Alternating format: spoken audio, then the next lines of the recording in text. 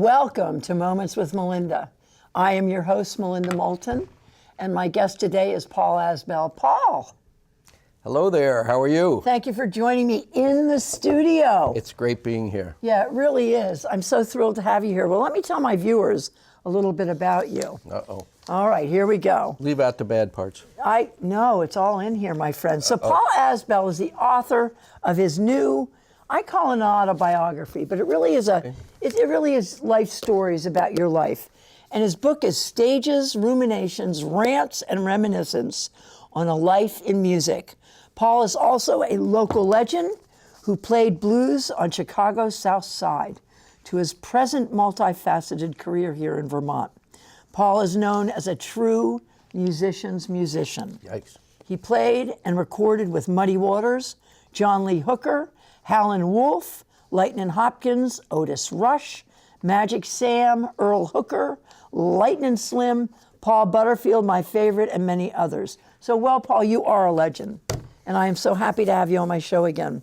It's wonderful being here. I don't usually do repeats, but Paul and I have recorded this show twice before, but it didn't quite work out with the technical end. So we're live, and we're here in the studio. But it's going to be 17. all different words today. It is. It's going to be very different and very cool, and we were meant to be here. So let's start at the beginning.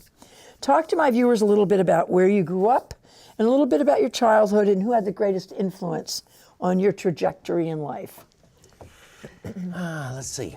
Well, the first part's easy. I grew up in Chicago, actually on the south side of Chicago, which is quite different than the north side, and many cities have that kind of neighborhood distinction. And pivoting very quickly to the last part of your question, yeah, like most people, or many people, the people who had the most influence on my early life, my parents. Mm-hmm. But in this case, it's kind of worth talking about because one thing is the book talks about them quite a bit.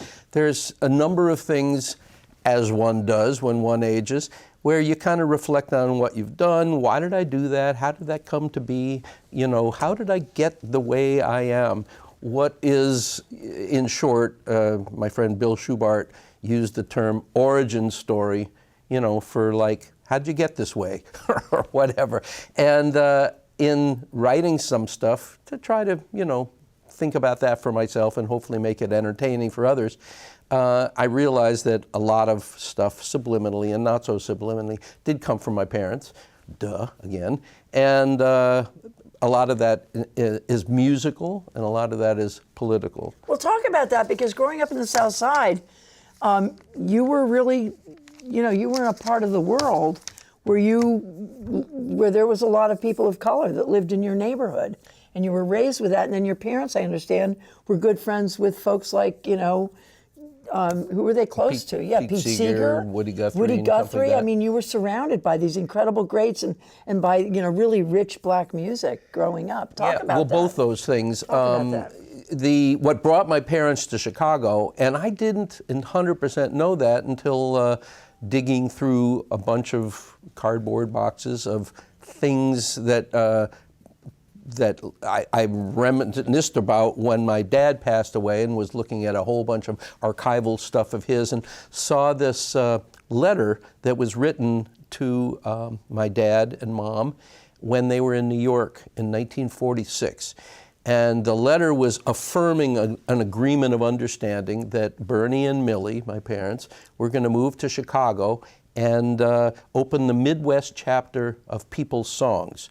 Now, People's Songs was as a group that was started by Woody and Pete and several others, and was a kind of a left-wing labor union, civil rights pro organization that, you know, used music as to concertize and rouse, you know, labor union meetings and push forward certain kind of political things at the time. This was prior to blacklisting, but blacklisting wasn't far behind. And any rate, the idea was that Bernie and Millie, my parents, were going to move to Chicago and start the Midwest chapter of People's Songs. And this letter went on to say, that hopefully Bernie would play, which of course I'm sure Your he father did. was a musician. Yeah. Right? Oh, I'm sorry. That's right. And what did he play? Well, he played guitar, Okay. but as service to being a songwriter. He wrote many songs. One, the well-known one in the labor movement kind of thing was "Song of My Hands," wow. and very Bernie Sanders. But when Bernie was just a Did babe. you ever meet Bernie Sanders? Yes, he did. In fact, one of the things that was funny, that's a funny question, because when Unknown Blues Band played July 3rd on I'm going to say the fireworks stage, basically at the Boathouse for July 3rd fireworks one year, and my dad happened to be there. I think maybe it was possibly my 50th birthday. And at any rate, and at one point, he kind of nudges me and said, "Is that Bernie Sanders?" I said, yeah. Wow. Well, he's the mayor and he's a friend of ours, and he's here to, and it was very impressive. I think in some way, like, my dad was proud of me, but I think this was a little bit of a, like, oh, actually that Paul is kind of like entering into a political world in which he and his friends and in the band are thought to be, worthy of like political attention and stuff like that. And my dad was kind of like a celebrity chaser in a way that I've never quite been. But it was just funny to see through my dad's eyes that there's That's such a great Bernie story. Sanders. So at what age, Paul, did you realize that you could have a career in music? When was your talent revealed to you? Well, it's funny. When I was in grade school, and in high school as well, my passions were, for the most part, like things that later I would call math and science. Science particularly, I was a ham radio operator. I had chemistry sets and blew up several places within my parents' basement and experimented with various pyrotechnical things like burning down my neighbor's fence and a whole bunch of mischief that wasn't consciously motivated by destructive, but I just was curious what would happen if you take this pack of matches and put it to this newspaper and things like that, stupid stuff.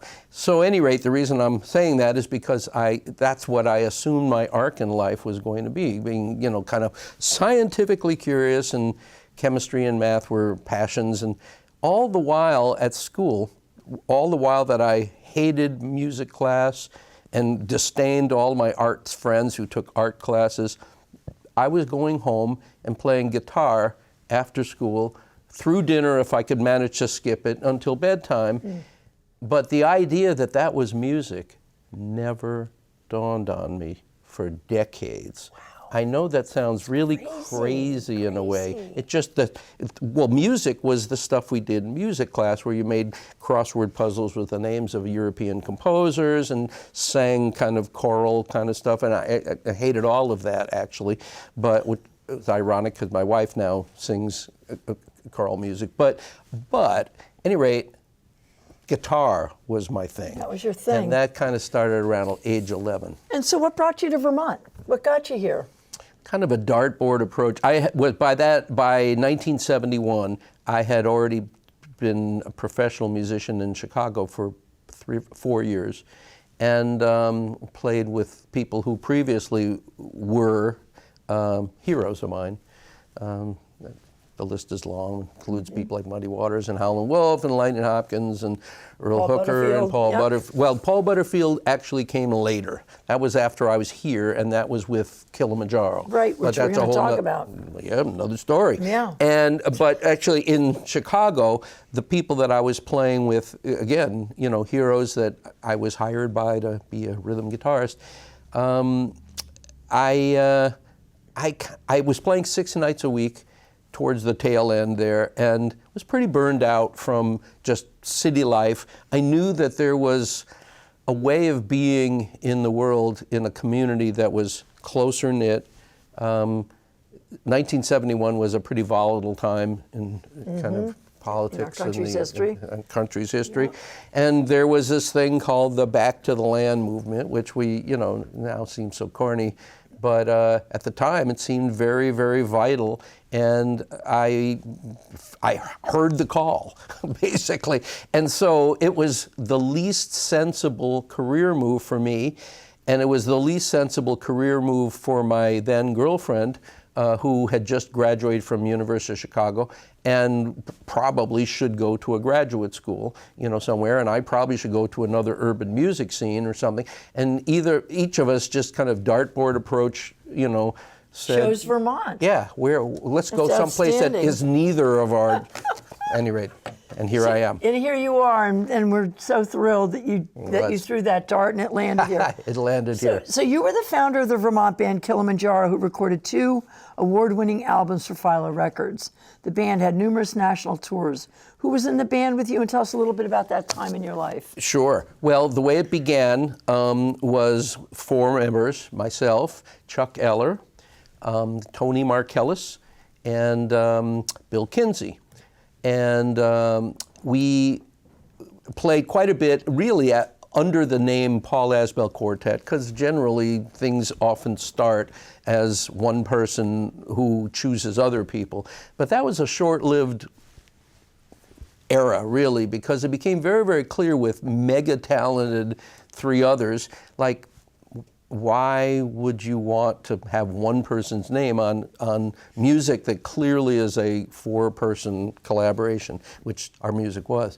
So actually, I think I remember being at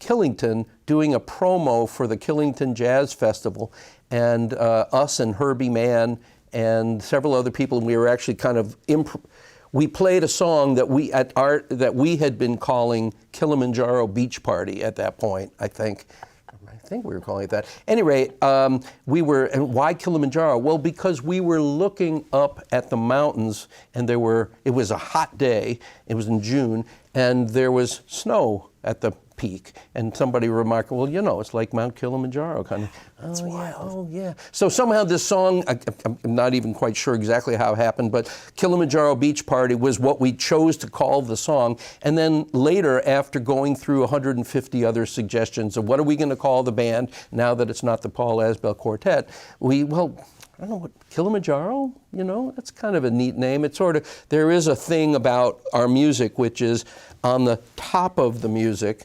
melodically, there's a kind of a, dare I say it, a sort of a white, somewhat European, pretty aspect to a number of the melodies and the harmony thing. But at the bottom of the music, the rhythmic foundation was very, very kind of black music oriented. Amazing. And so that's kind of a good little symbol. So Kilimanjaro stuck. So how did you come to know Big Joe Burrell, and how was the Unknown Blues Band formed? It kind of grew out of Kilimanjaro, in that we were playing, Kilimanjaro was, at Hunt's 3 nights a week, Thursday, Friday, Saturday. And back in the day when basically jazz-oriented instrumental music band could actually have people dancing, enthusiastically for 3 nights of a weekend. And at some point we started doing a Wednesday night prior to that, which was, among other things, sort of a sound check for the Thursday, Friday, Saturday, but also was going to be dedicated to a blues thing. And Martin Grosswent originally was a big, big part of that. In fact, he kind of started the idea and called it the Unknown Blues Band on that Wednesday, because everybody knew, quote unquote, that it was really Kilimanjaro guys with Martin. And we did a number of those, and at one point I had mentioned, it would be fun to kind of bring in a different person each time we do this. And I know this guy in town, because I play with him, his name is Big Joe Burrell, and I bet you he would fit in really well with, what we're doing. And the idea got floated, well, we should rehearse with him first. You know what? I think we could bring in Joe, and I think he would right away find where, the niche to fall into, fit right in. And man, was that ever true. And so very, very quickly it became aware, what we felt after that first night of doing that oh my gosh, there was a niche ready and waiting for Joe. And we kind of only half knew that. And now it's clear, we can't forget this. No. We're going to have to do this each time. Absolutely. And very quickly, that's what, became the Unknown Blues So Band for I Joe. also want to say that that you have taught guitar for over 50 years, all the way up to the university level, including positions at Dartmouth, St. Michael's, and Breslin Middlebury College and UVM. And one of your former students was Trey Anastasia.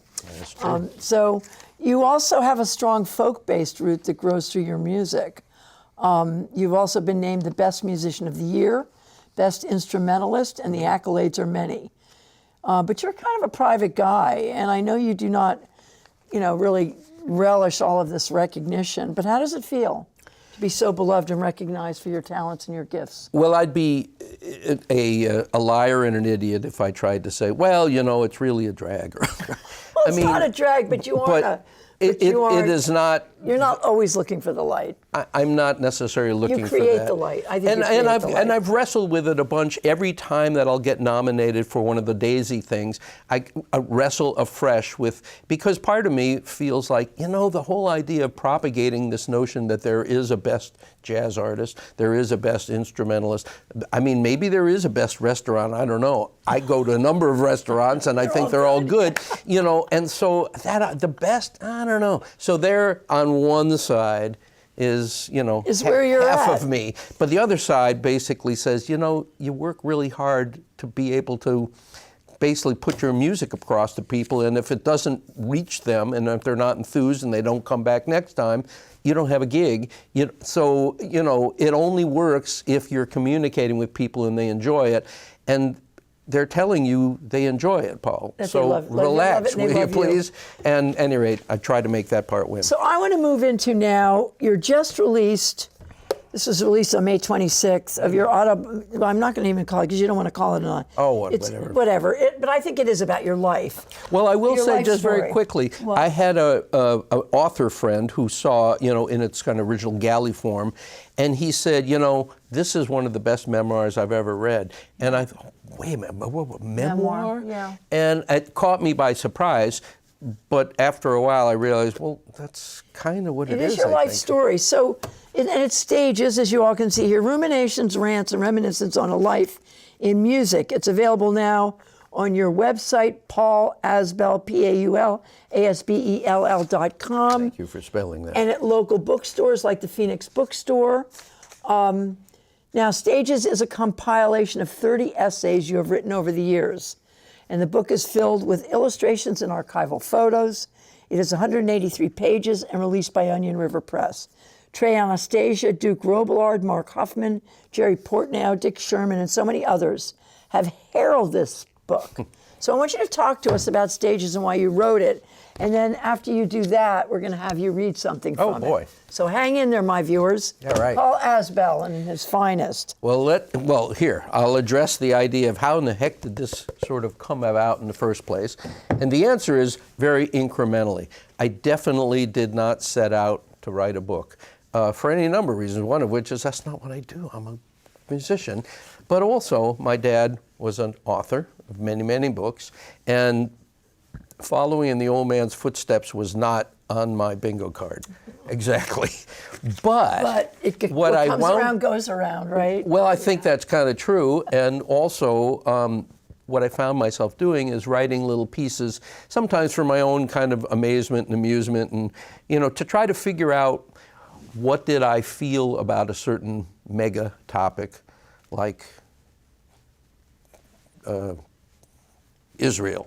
Or, which is an incredibly complex subject or what did what was my feeling about Muddy Waters when he passed? Or, any number of kind of things that have to do with my own personal life, but also have a much, much larger view. And I would write these pieces. These pieces, you told me that Stages isn't, when I saw this, I thought, oh, being on stage, you're on stage, the stages that you've been on, but it's not just that. Well, it's not just that. So talk about that. It's one of those little kind of metaphors or puns great. Or whatever, double meanings, because as I was writing pieces about stuff, and what I want to do is start, when I was age 11, and I kind of set the scene for a certain thing that would have happened at age 40 or something like that. But, I see the roots of something when, 30 years earlier. So at any rate, I'm doing this and I'm realizing, well, yeah, you're talking about music, people are on stage playing, duh. But also, I realized I was sort of talking about stages of life. Of your life. So then I kind of came up with a clever title, Ages and Stages, which makes that a little bit more obvious what's going on. And floated by a bunch of people, and some people said, perfect, that's great. And other people said, I think just call it stages, because I had thought of each. Anyway, those people wanted. It's so great, it's so great. So now what I'd like you to do is I'd like you to read a little bit from your book. And one of my favorite chapters is about Big Mama Thornton. Well, let's do that one then. Let's do that. So you're on, my friend. You're on stage right now. All right. And let's listen to Paul Asbell. This is going to be a bit multimedia-ish. You're going to love it. Because basically I have a couple of things prepared for it. Yes, you do. There we go. Kevin's got to turn it on now. Okay. Thank you, Kevin.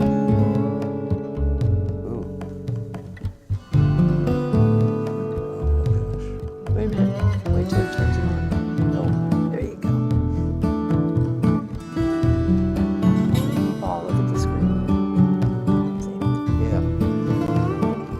So this chapter is Big Mama Thornton and her hound dog Cadenza. In May 1972, I observed the anniversary of my first year in my newly adopted home of North Duxbury, Vermont. Somehow, the geodesic dome that my girlfriend and I had planned for months, using the whole Earth catalog, had actually gotten built on our 6.3 acres of rugged mountain terrain. Even more miraculously, both hands and all 10 fingers had somehow survived the experience intact and unscathed. As a native Chicagoan, I was inured to tough winters. And that first Vermont winter certainly didn't disappoint in that regard. The dome and its 2 inhabitants may have managed to survive the challenges of heavy snow loads, freezing pipes, and impassable roads. But after a year of isolated rural life, I began to understand the phenomenon my neighbors refer to as cabin fever. My previous life of 6 nights a week gigging in Chicago blues clubs hadn't prepared me for the cold turkey detox of my new lifestyle and the isolated rural environment I had chosen a year earlier. It was at that point that I received a phone call from a friend in Plainfield asking whether I wanted to be part of a hastily assembled backup band for a blues veteran named Willie Mae Big Mama Thornton. Big Mama was not especially well known to the world at large, but in 1952 she recorded a song named Hound Dog, written by 2 white guys named Jerry Lieber and Mike Stoller, which would skyrocket another not especially well-known white singer named Elvis Presley to stardom. There we go. Woo! Yeah. All right.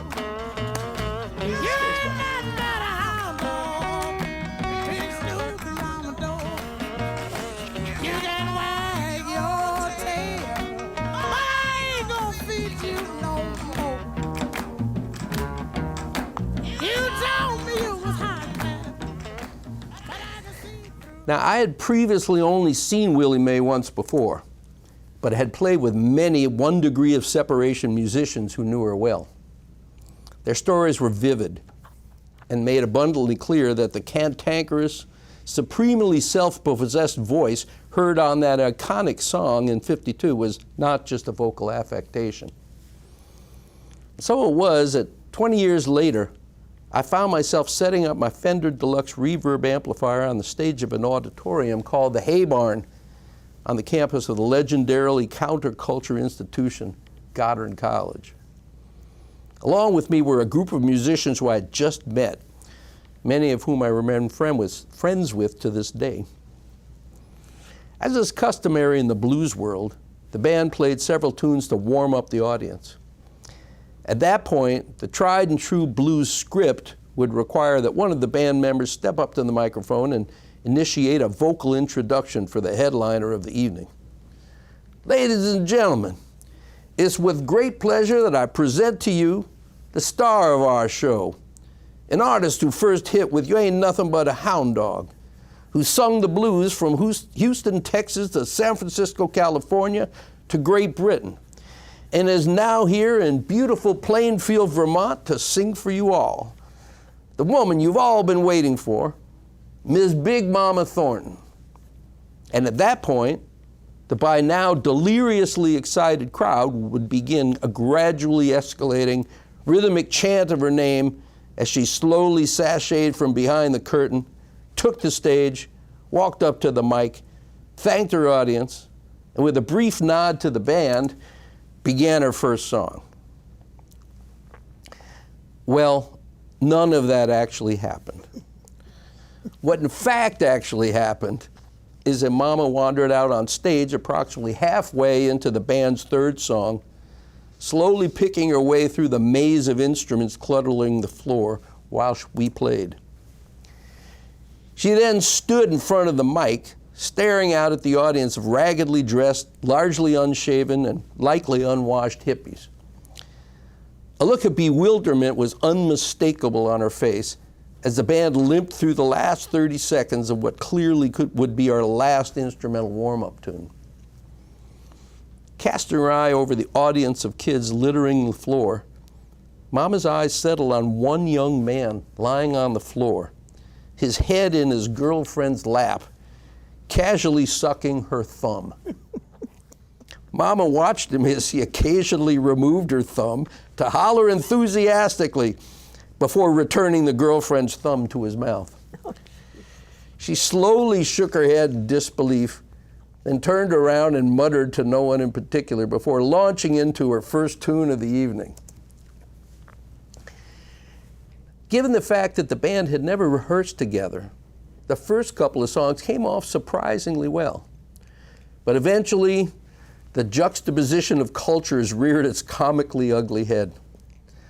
For our third tune, Big Mama conjured off her signature song, Ball and Chain, a tune which was first introduced to white audiences after it became a hit and a staple of Janis Joplin's repertoire.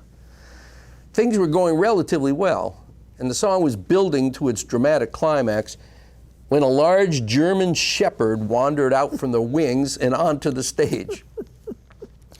Laughter and hoots of appreciation broke out in the audience.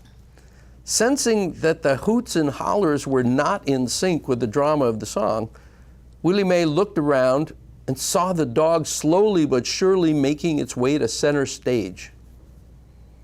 At this point, her disbelief at the ridiculousness of the entire situation morphed into anger. She signaled emphatically with her hand, which our drummer initially interpreted as signals for a rim shot for lyrical emphasis. But no, it quickly became clear that her emphatic signals were not intended for lyrical emphasis. They were intended to bring the music to a halt. And bring it to a halt we did. To the suddenly silent room, the star of our show, the artist who'd come all the way from Houston, Texas to sing the blues, the woman we'd all been waiting for, proceeded to deliver a 10-minute long a cappella, totally impromptu speech to the stunned audience of dazed hippies on the impossible rudeness of allowing a dog to wander on stage for her performance. And then, when she had expressed every ounce of her indignation and righteous fury, fueled in no small part by a lifetime of being ignored by a music industry more interested in short-term profit than in supporting the artists who actually created the music, she suddenly kicked into the dramatic vocal cadenza. Why love is like, why love is like, why love is like a ball and chain. At which point, the band kicked into the time-honored traditional blues ending, and the audience broke into ecstatic applause.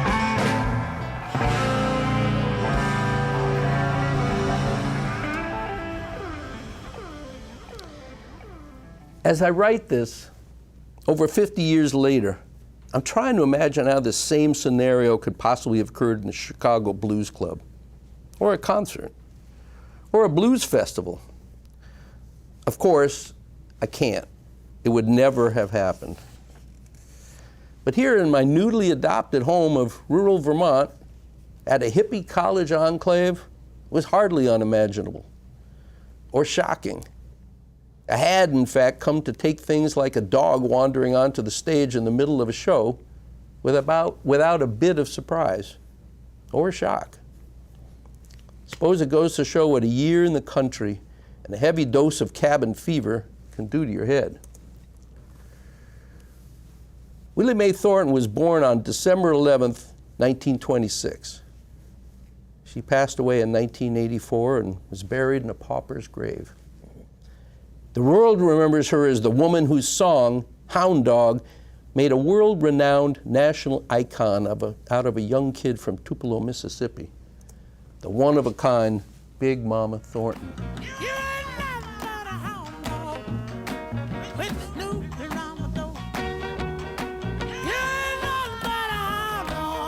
I'm glad we made it through the tech.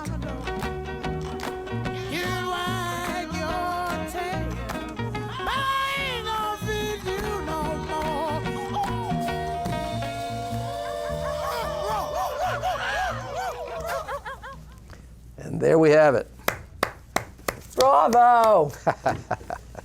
So Paul Asbell, PAULASBELL.com.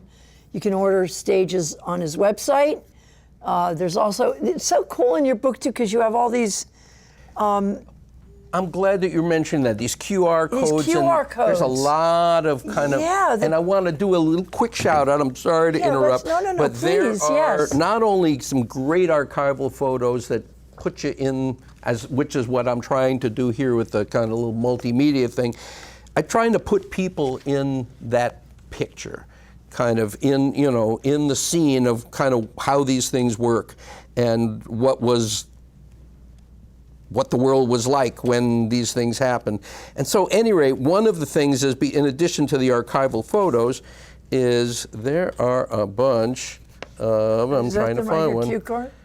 Well, there's QR codes, but also. And what do those QR codes do? Well, I'm glad you asked. I'm going to just very quickly do a shout out to Lorraine Zaloom, who made some wonderful sketches of a lot of the things that I'm talking about. They're just kind of atmospheric and put you in the scene where certain things happen. And what I also wanted to do is, when I'm talking about a song like Hound Dog, I wanted, well, how can people kind of listen to that and be able to kind of immerse themselves in what it sounds. So that's where the QR codes come Outstanding. in. They link to a YouTube video Fabulous. of a certain song. And so my vision of how you would read this book, I'm not telling you how to do it, but this is one way, would be to kind of be looking along and then, he's talking about a certain song here, in which case, I wish I knew what that song sounded like. And then you sort of got the QR code. You just hold your iPad or your iPhone up to it, and now you're listening to Hound Dog by Big Mama Thornton or whatever while you're, oh my gosh. Anyway, I really wanted to immerse people in this world. And so you're actually living it. So I also want to say that your bookmark, the bookmark is Attorney General's warning. Ideas and affinities contained in this book may not align with President Donald Trump's curatorial vision of our country and may be hazardous to your legal standing as a citizen. Extreme caution while reading is advised. So if there's any other reason that you get this book, there it is. Well, bravo to you, my friend. Thank you. For a job well done. Thank you, dear. So proud of you. I appreciate now, it. as we come to the end of our show, I want to ask you, what words of wisdom would you give to our children today who are growing up in a planet that is warming, a government that is teetering on authoritarianism, and a wide disparity in economic What is the words of wisdom from Paul Asbell for our children? Words of wisdom. Your words of wisdom. You're a wise pressure man. here, Paul. Save the planet We've done this twice in 50 before. words. Right. Well, boy. Words of wisdom. Here's the best I've got. Okay. The best I've got is that there are people who are attempting to be extremely manipulative to try to make people believe that there are certain real Americans, there are certain more legitimate people than others, and in this case, that's what my bookmark is referring to, that curatorial vision is that white, European-derived people are the legitimate heirs and citizens of this country. And I happen not to believe that. I've got nothing against white people. I actually am one. And I've got nothing white against a white male, heterosexual, I might add, more info than anybody needs. But yeah, so I kind of believe, and yet the notion that somehow people who kind of tick off those boxes are any more legitimate than anybody else is a non-starter in my world. And in fact, I tend, maybe it's because of the way I was raised, the kind of music I love, the kind of affinities that I have, but I think that the African influence in this country, which was utterly involuntary for 250 years, is something that is one of the main things, in my opinion, that has made America great. And it doesn't have to be made it doesn't have to be made great again. It already is. It just shouldn't be repressed, and the actual history of it shouldn't be denied. Hear, hear. Well, to all of my viewers and to you, Paul Asbell, you are a legend, a Vermont legend, and I know you don't want to hear that, but you are. And to my viewers, again, please pick up Stages, Phoenix Books, paulasbell.com. That's with 2 L's. Get Paul's book. It's really extraordinary. And you'll love it. You'll laugh, and you will cry, and you will be moved by it. So to you, my friend, thank you for the third time. Third time's a gem, right? It's the charm. It's a charm. And to my viewers, thank you so much for tuning in. Thank you very And I will much. see you all shortly again on Moments with Melinda. Goodbye.